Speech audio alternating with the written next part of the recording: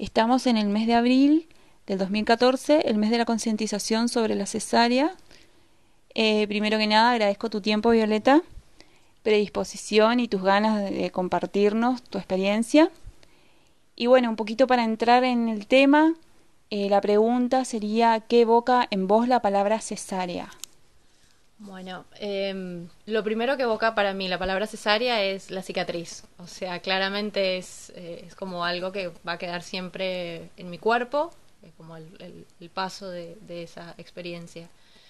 También cuando pienso en cesárea, en general lo asocio a desinformación, a falta de como de elementos para decidir de una mujer sobre las implicaciones que tiene una cesárea, como que hay una visión muy liviana en la que no se tiene en cuenta que es una cirugía mayor que tiene riesgos para la madre y para la criatura. Entonces como que siempre me genera esa sensación de desinformación, miedo también, en general la experiencia que tengo personal y de amigas es que a la cesárea llegamos como que nos infunden mucho miedo para que optemos por dejarnos abrir y sacar a nuestros hijos de esa manera.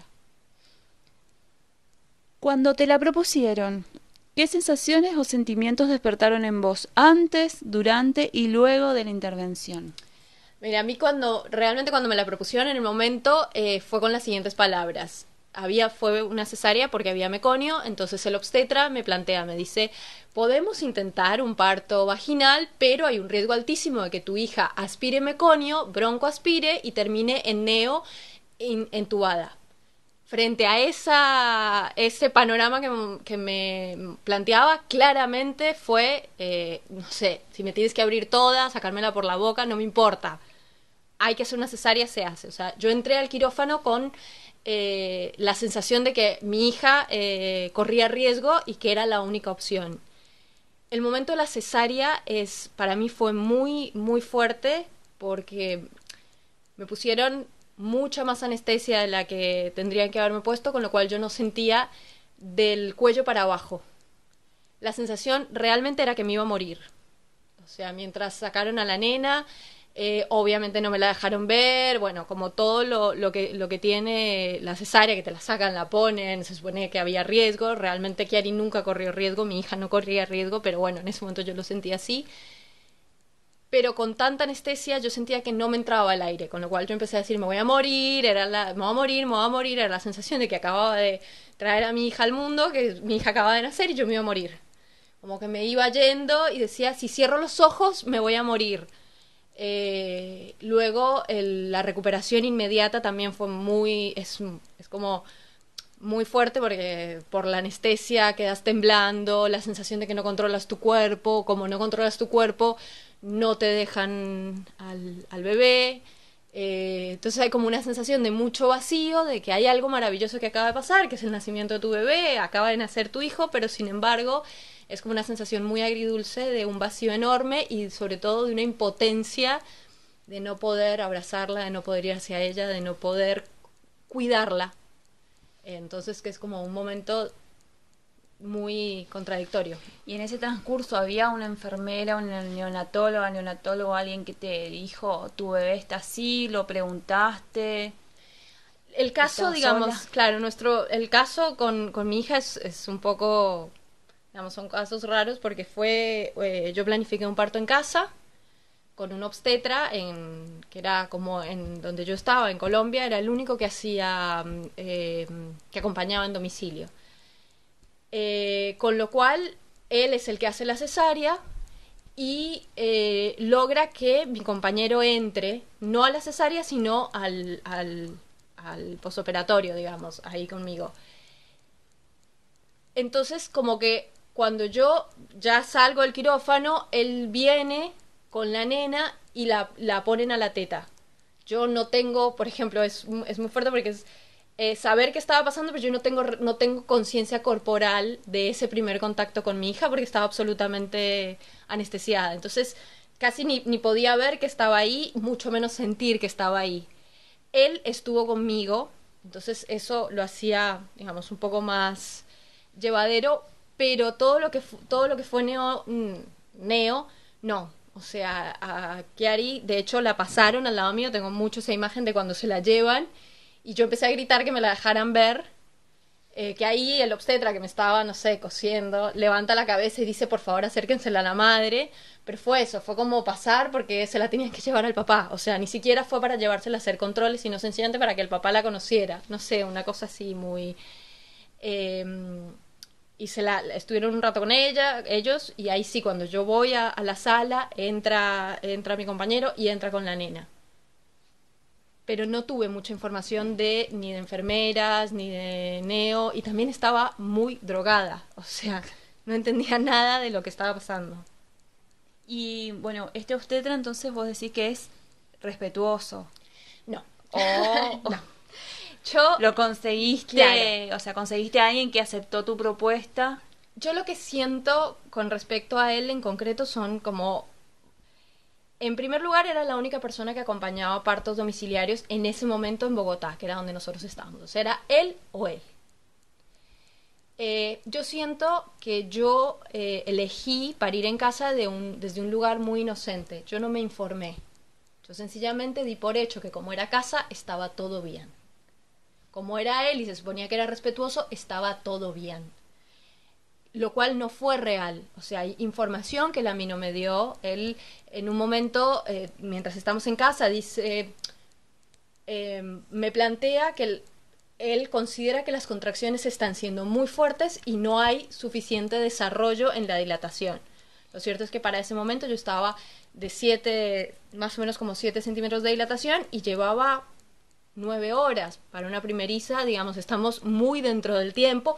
Yo ni estaba cansada, ni había ningún signo en Chiara. O sea, él había puesto el monitor y no es que había bajado o subido el ritmo cardíaco, sencillamente fue como, no, me parece que las cosas no están bien, y yo accedí a eso. O sea, yo no tenía información para decirle, ni estaba lo suficientemente empoderada para decirle, mira, yo estoy perfecta, porque además yo me sentía muy bien, mi hija está perfecta porque tengo la sensación de que está perfecta, y además no hay realmente ningún signo que tú hayas visto que te dé idea, sencillamente no estaba dentro de los tiempos que él consideraba que tenían que ser. Ahí hacemos un traslado con la idea de vamos a ir a la clínica para ponerte epidural para que termines de relajar. Eso es una intervención que yo en este momento, con la información que tengo, no aceptaría. O sea, no encuentro razón para ir a una institución para que me pongan ese epidural, porque el epidural tiene riesgos.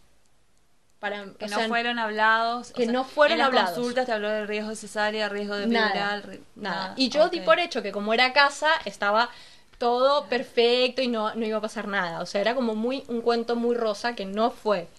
Entonces me dice, vamos a hacer como si ponerte la epidural fuera, te voy a poner, no sé, te voy a dar una agüita de manzanilla y con eso vas a dilatar. Y no es así. Lo cierto es que Chiara no reaccionó bien a la epidural.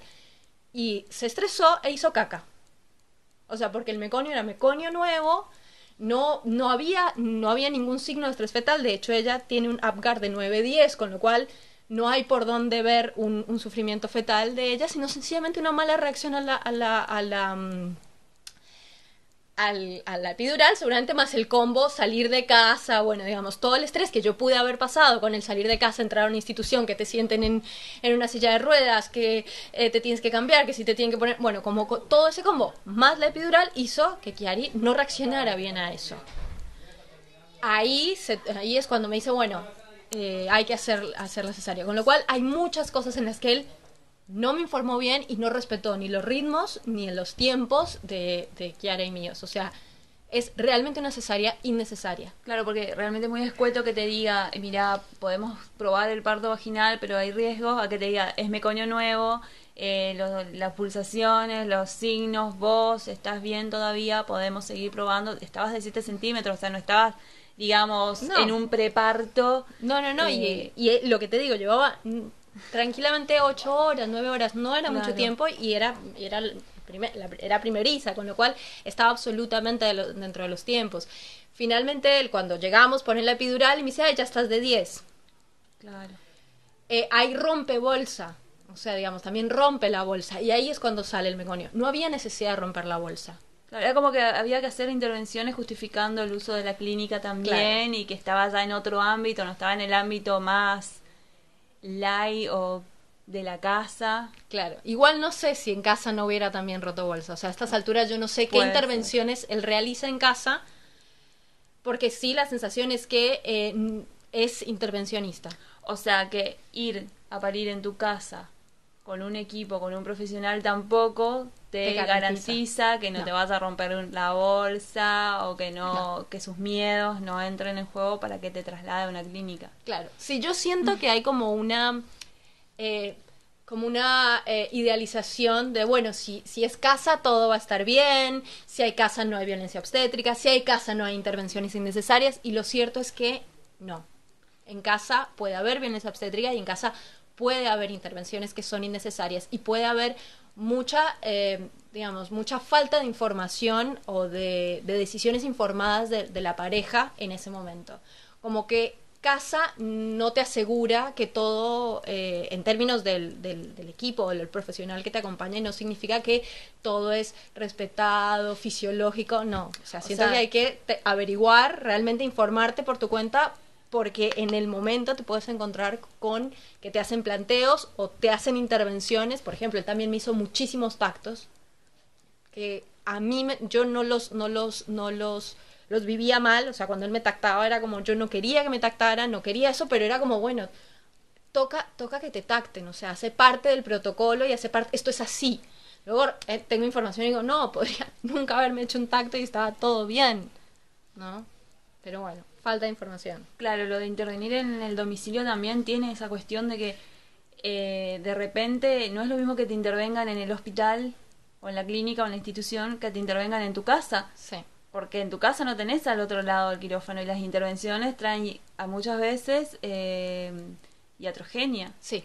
Entonces ahí estamos corriendo un riesgo más en casa que en una institución. Sí, y yo personalmente, guardando las distancias, para mí hay una, como asemejo mucho, la violencia obstétrica, cuando se da en casa, para mí es mucho más profunda, porque es un poco, guardando la distancia, la diferencia entre una violación y que abuse de ti tu marido.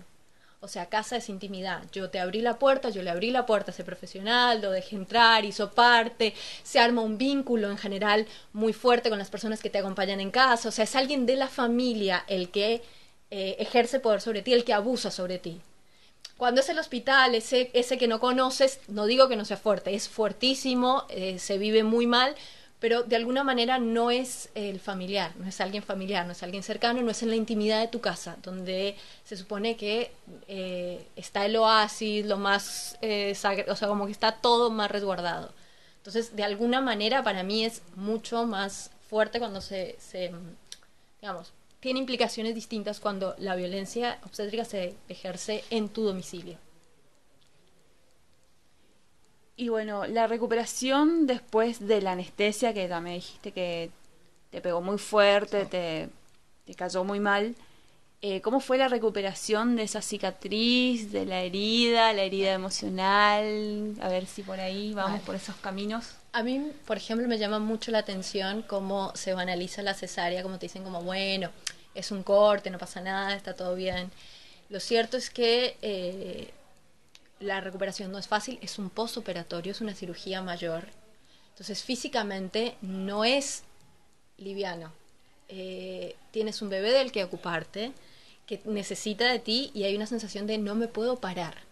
O sea, yo recuerdo la primera vez que me paré, sentir que me había abierto todo y se me habían salido los intestinos. Fue como me descosí, es muy doloroso. Muchas veces, de alguna manera, como que pasas el dolor con corticoides, pero bueno, esos corticoides van a la teta. O sea, como que tienes toda una cadena de cosas que empiezan a suceder con respecto a tratar de paliar ese dolor o esa cicatrización. Entonces, físicamente no es para nada fácil. Quitándole lo emocional, solo centrándonos en el dolor físico y en que hay un útero que tiene que sanar, y que tienes un bebé al que hay que alzar y al que hay que cambiar, y que quiere upa y que quiere teta y que tú sientes que te estás partiendo del dolor. O sea, físicamente no es fácil. Luego, emocionalmente, a mí me pasó que la sensación era, durante mucho tiempo fue, bueno, como fue una cesárea necesaria, menos mal, mi hija está bien, entonces está todo perfecto, bueno, no importa, sí, hay como un duelo interno, si había un duelo interno de decir, bueno, yo quería parirla, de sentir que a mi hija y a mí nos había faltado algo, o sea, a mí me había faltado parirla y a ella le había faltado nacer, o sea, digamos, atravesar el canal de parto, salir al otro lado, de alguna manera encontrarse con la vida de esa manera. Además, justamente como la idea era casa, había un ideal de va a ser recibida por su padre en un entorno absolutamente amoroso, ella va a nacer, va a ir a mi pecho, vamos a celebrar y inmediatamente, no sé, era como esa la imagen y bueno, nos encontramos con con que ella la sacan y la llevan y la miden y la pesan y la bañan y le hacen, la aspiran y le hacen un montón de cosas que tampoco yo sabía en ese momento qué era lo que pasaba con un bebé cuando nacía en una clínica. Pero bueno, eso fue el recibimiento, lo que ella tuvo. Y luego la pasan al lado mío y no hubo ese encuentro de nos encontrábamos y yo lloro y te digo bienvenida hija como lo soñé durante 9 meses, te voy a decir bienvenida hija y te voy a dar la bienvenida a la vida y te voy a abrazar. Eso no lo tuvimos. Entonces, por más que yo sentía que había sido necesaria y que era lo que tocaba, está como el, el sentir que, bueno, que ese encuentro nuestro no fue como era soñado y como siento yo que tenía que ser. Luego, encima, tiempo después, empiezo a un poco a atar cabos y a darme cuenta de que fue una cesárea innecesaria. Y ahí es más, como más doloroso. Vamos a decir, no. O sea, atravesamos todo esto y no tenía que ser así. No es que tu vida estaba en juego y entonces, bueno, nos entregamos a que era así. No, no era necesaria, era evitable y sin embargo fue lo que vivimos porque yo no tenía la información, porque yo no escuché lo que en ese momento sentía, que era yo estoy bien, mi hija está bien, por favor explícame por qué nos estamos yendo a una clínica si yo me siento bien, ¿no? O sea, como ahí sí aparece un poco un duelo más grande, que además se refuerza cuando descubro todo lo que sucede en una clínica con un bebé. O sea, saber esto, que a mi hija la aspiraron y que le pusieron nitrato de plata y que le hicieron un montón de cosas que no son necesarias y que obviamente si era en casa no hubieran sucedido. O sea, como que sí hay una sensación de dolor y de pérdida por eso que no tuvimos y que no vivimos. Que además fue más fuerte después del nacimiento de mi segunda hija, que nace en casa, y que sí tenemos esto que yo había soñado de bueno, naces, o sea, como que sí lo pudimos vivir y sentir ya como después de haberlo vivido con Frida, decir, hay un vacío mayor de eso que de eso que era nuestro, que teníamos que haber vivido y que nos lo robaron, nos lo quitaron porque, no sé, porque el obstetra tenía cosas que hacer y le parecía que se quería ir a su casa. Por protocolo. Sí, para mí realmente con él es una cuestión de tenía otra cosa que hacer y bueno, vamos a sacar esto rápido. Era un 31 de diciembre, que nació un 31 de diciembre a las 11:58 de la noche. Un buen dato. Sí. Así que también el apego con ella fue bastante difícil. A ver, a mí lo que me pasó fue que eso es una reflexión que puedo hacer justamente después del nacimiento de Frida. Como que ahí, cuando tengo las dos experiencias, es más fácil ver lo que pasó con una y con otra. Mi sensación con Kiara, porque además Kiara luego además termina en neo, finalmente, porque hace una policitemia, que es como si fuera el nivel de glóbulos rojos no baja lo suficiente. Se soluciona igual que la bilirrubina, lámpara. Ahora, lo que he ido averiguando y entendiendo es que si era casa, era muy posible que Chiari no hubiera terminado en una lámpara, porque va al sol, porque bueno, digamos, se habría hecho un montón de cosas que en el hospital no se hicieron. También es muy probable que la policitemia estuviera ligada a la epidural o al corte del cordón, o sea, como que hay intervenciones que se le hicieron a ella en la clínica que pueden haber desatado eso. O sea que finalmente Chiari sí termina 4 días en neo, que no es detalle menor. Con lo que eso implica para la lactancia, si no es un lugar abierto para que la madre esté todo el tiempo. Teníamos 4 horas por la mañana, 4 horas por la tarde. Y a la noche nada. Y a la noche nada. Cuando se estimula la producción, a las madres no les permiten ver a sus hijos ni nada. O sea que... Fuerte. Sí. ¿Y Chiara tiene ahora? Chiara tiene ahora 6 años. 6 años, o sea que hace 6 años casada esto en Colombia, en Bogotá. Sí. En una clínica que además era como muy cuidada, digamos, se supone. Claro. No me quiero imaginar otros lugares donde son un poco más cerrados. Acá por lo menos no tenían ningún problema en que tú durmieras con el bebé. De hecho, yo entro a la habitación y me ponen a Chiari arriba mío, no la pusieron en la cunita. O sea, como que digamos, tiene pequeños detalles que te hacen imaginar que son bastante más, digamos, que facilitan el apego. Sin embargo, Neo era muy estricto. 4 horas y 4 horas y nada más. Una niña que no necesitaba más que lámpara, ¿no? Entonces, como que tuvimos ese tipo de cosas. Yo siento que para mí el haberla visto en Neo fue algo que despierta algo como muy profundo de decir, a nosotros no nos vuelven a separar. O sea, esto no nos vuelve a pasar. Pero, por ejemplo, lo que sí tengo muy claro es la primera noche, que fue una madrugada con Chiari, ella nació a 11:58, nosotros habremos llegado a la habitación 3, 4 de la mañana, Frida nace a las 6 y 9 de la mañana, o sea, digamos, más o menos horarios similares. El encuentro ya íntimo con mi hija que yo tengo, que es eso, te estoy diciendo 5 horas después del nacimiento, en el que realmente estamos ella y yo, el papá estaba dormido y estábamos solo ella y yo.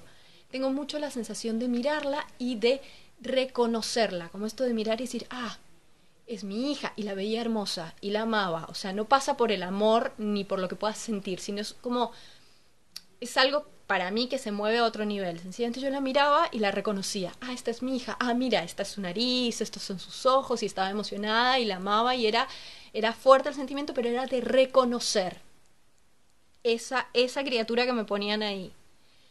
Con Frida la sensación fue de siempre estuvo acá. Yo no tuve la sensación de reconocerla. Era obvio que era ella.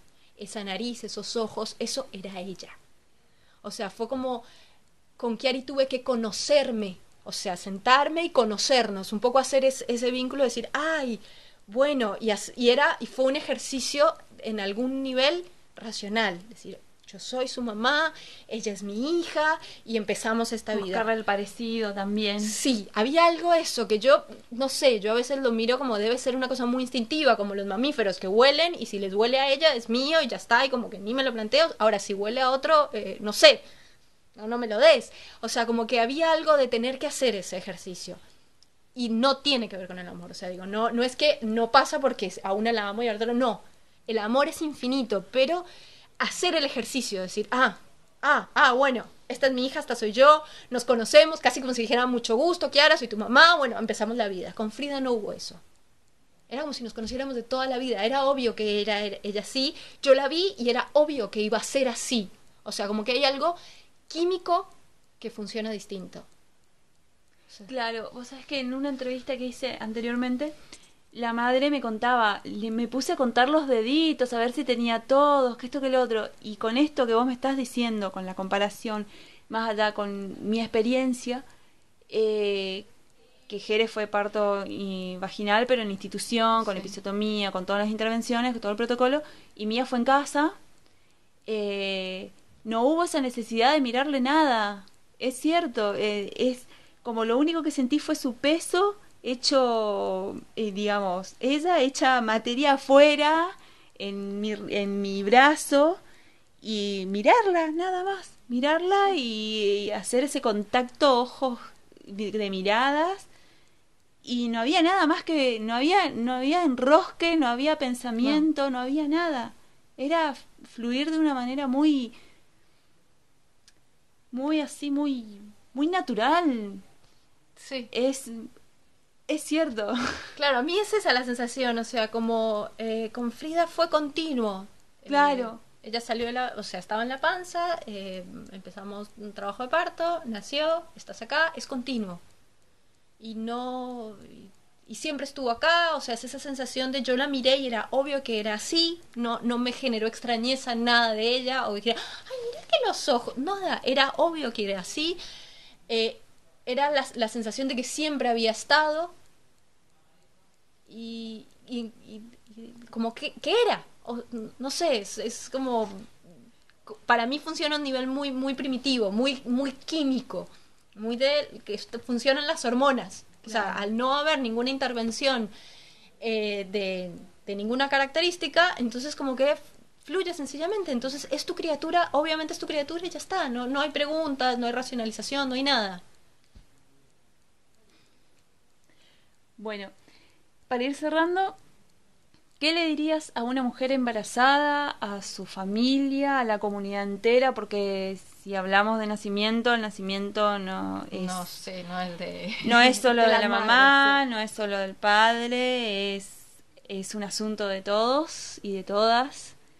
Entonces, ¿qué le dirías a una mujer embarazada después de tus dos experiencias? Y después contar lo que quieras contar. Bueno, yo creo que lo primero que le diría realmente es que tenga realmente en cuenta que el nacimiento es algo que es único, es irrepetible y es ese momento. Hemos convertido el nacimiento como en un trámite, bueno, como una cosa más.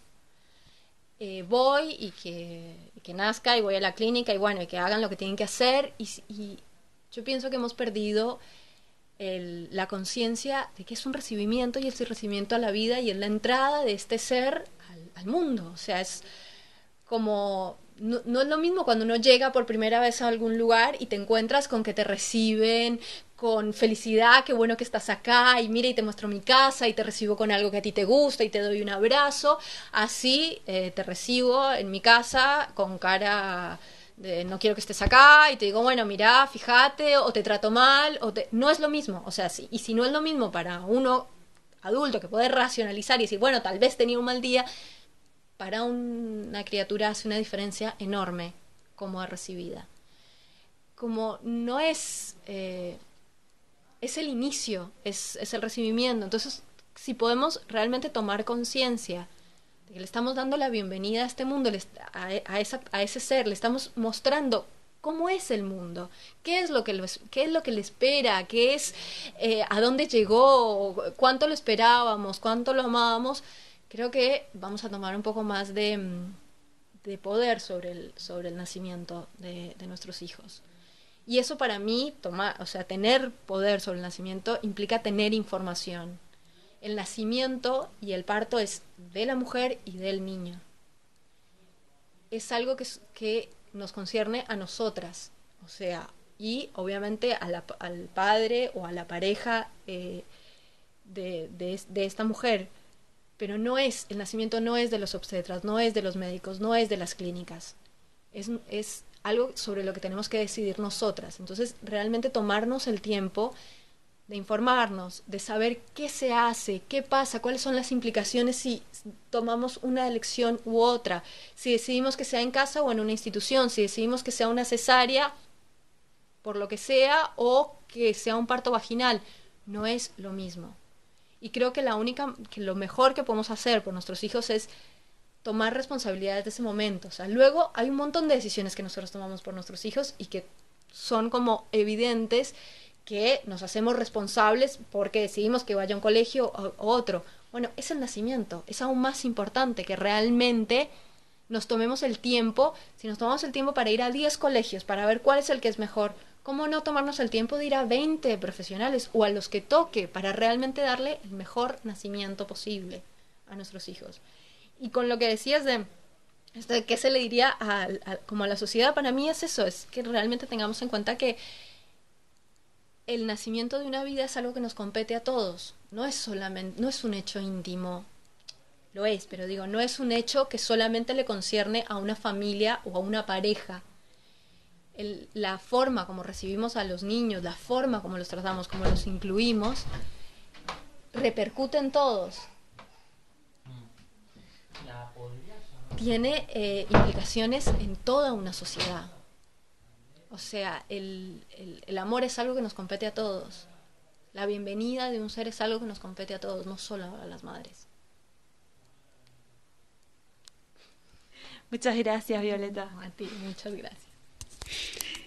Vamos.